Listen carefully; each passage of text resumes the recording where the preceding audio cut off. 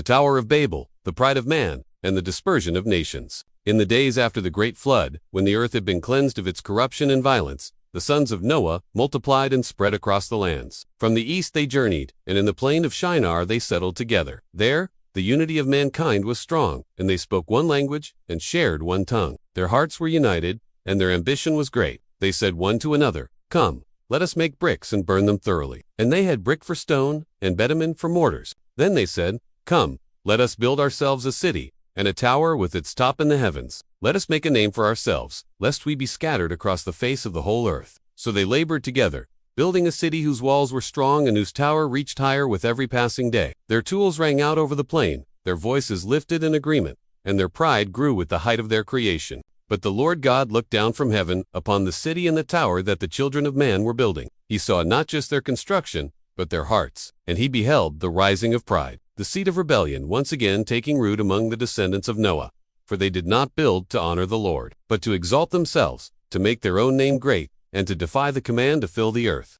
Then the Lord said, "Behold, they are one people, and they all have one language. This is only the beginning of what they will do. Nothing that they propose to do will now be impossible for them. Come, let us go down and confuse their language, so that they may not understand one another's speech." And so the Lord descended. As they worked, the sound of speech changed. Words twisted in their mouths. One spoke, but another did not understand. Confusion spread through the camp like wildfire. Teams broke apart. Commands were misunderstood. The rhythm of work was disrupted.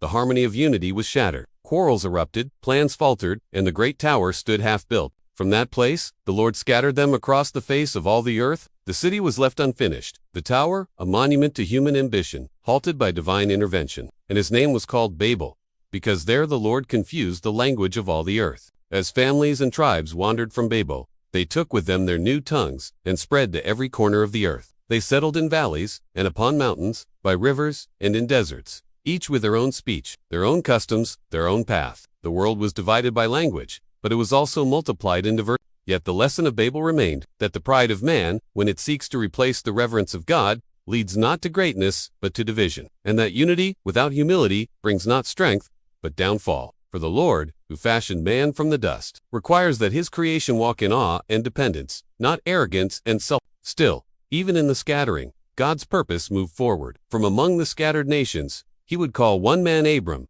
and from him raise a people for himself. Through that people, his name would be made great not through towers of stone, but through lives of faith. And one day, in the fullness of time, the confusion of Babel would be undone, not by might, but by the Spirit of God. As people from every tongue and tribe would be united again not by one human language, but by the name above all names. Babel, then, was not the end of the story, but a turning point. A pause in the progress of pride. A reset of purpose, a reminder to mankind that it is not by bricks nor by towers that heaven is reached, but by the humility of heart and the direction of the divine,